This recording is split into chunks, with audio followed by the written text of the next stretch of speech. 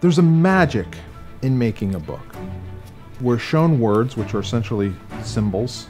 In order for it to play like a little movie in our mind, we have to engage with those words and those pictures. The author can be long gone, could be a person you never knew, could be a person who lived a completely different life.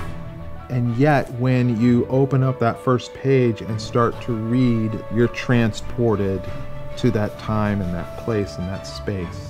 And I love that I'm part of that.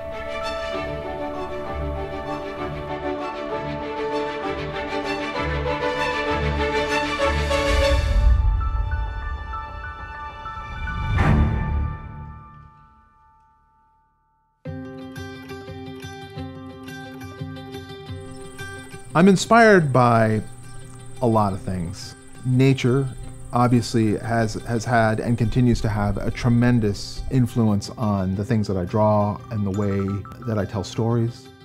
I'm always thinking of new ideas, new stories, new ways to create art. And I think in some ways that's led to my longevity. You know, this year is the 20th year I've been writing and illustrating books for children. The studio is littered with things that I grew up with.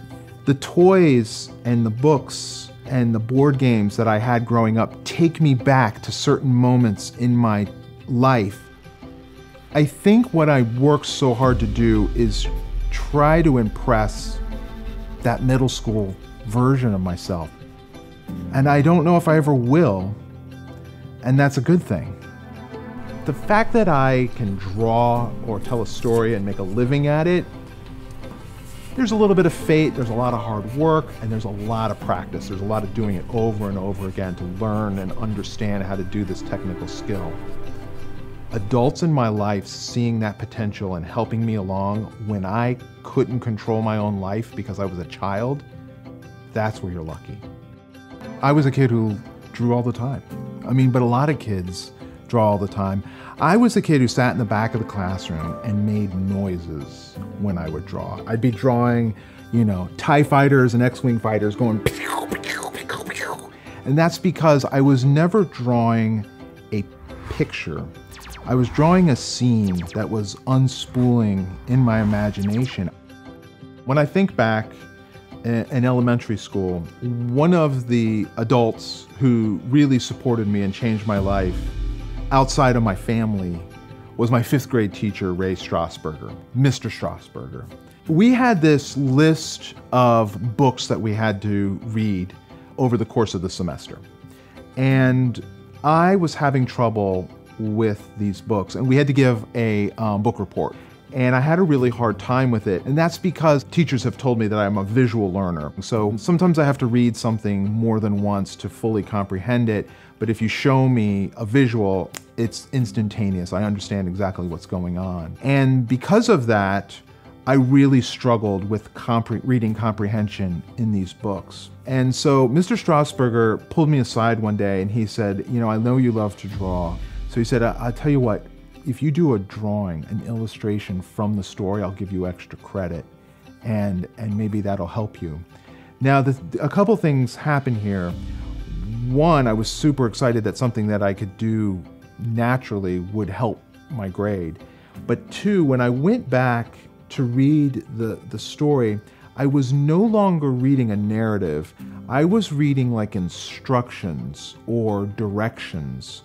What exactly would I draw? What character would I draw? What scene would I draw? What moments would I try to capture in pencil and notebook paper? And so I started doing these drawings to accompany my book reports, and it was like a breakthrough for me. It really, really was. It opened up a door that had been closing. When I look back now in my life and my career, and I think about moments like that, a teacher just taking the time to understand the student and maybe what challenges the student is facing and figuring out a creative solution, it's a gift. It's a real gift. It was just a public school teacher who recognized something, saw something in me, and figured out a way to make it work. I went to the Art Institute of Fort Lauderdale and got my degree in design because frankly, I wasn't sure I'd be able to get any work as an illustrator. At the encouragement of some of my really good friends at the time, I submitted some of my art to TSR, who was the publisher of Dungeons & Dragons. And lo and behold, I was able to work with TSR and work specifically on Dungeons & Dragons for the better part of the 1990s. And it was amazing because this experience taught me not just about characters and monsters, but it taught me about world building. It taught me about the environment and the artifacts and the armor and all the aspects of that game. And this becomes hugely influential on the books that I would soon make. And you can really see the effect of Dungeons & Dragons on the Spiderwick Chronicles, which I created with Holly Black. Kenny and the Dragon came about on the heels of the success of the Spiderwick Chronicles.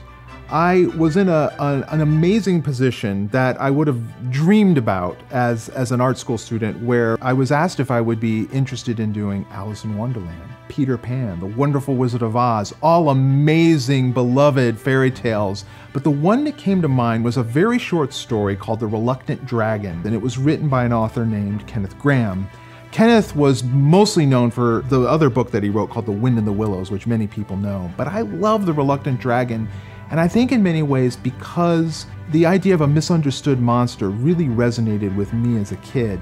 There were many times I felt misunderstood, both by my peers, by my teachers, by my family. And so my editor at the time suggested that I take a stab at perhaps retelling it.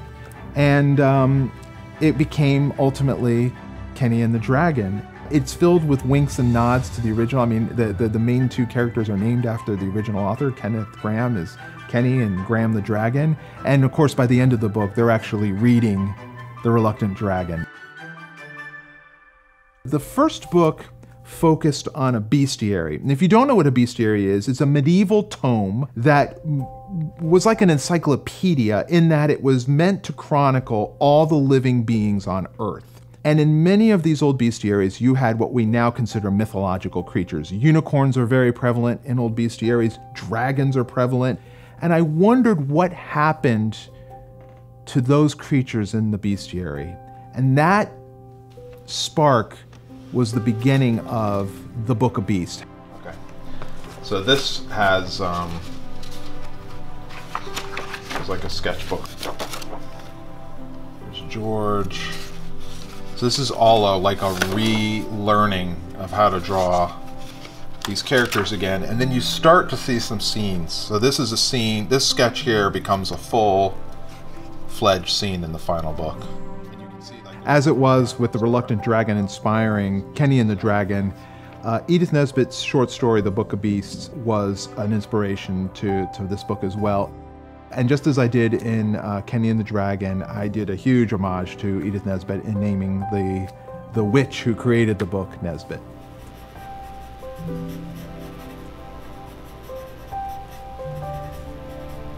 Kenny Rabbit is basically me as a kid. He's an avid reader, he loves to be outdoors, he loves to ride his bike. These are all the things that I was into when I was his age. Graham the Dragon is a bon vivant.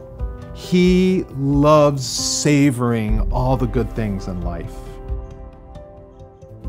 So in Kenny and the Book of Beast, Kenny's friendship with Graham, it matures a little bit, it changes a little bit. In fact, everything in Kenny and the Book of Beast is about change. His family dynamic is changing. He has 12 sisters now that he didn't have before.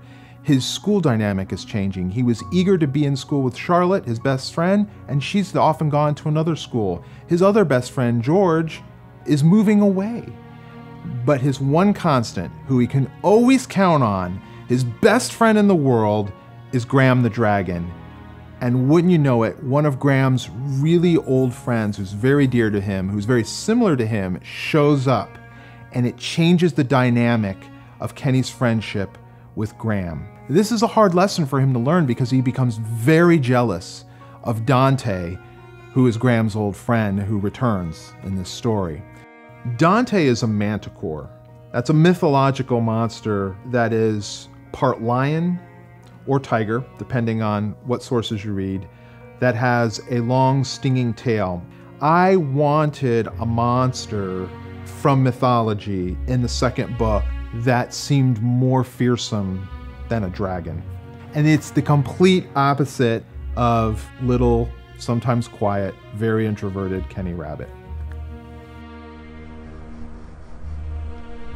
There are several themes that run through both Kenny and the Dragon and Kenny and the Book of Beasts. The biggest would be being misunderstood and prejudice.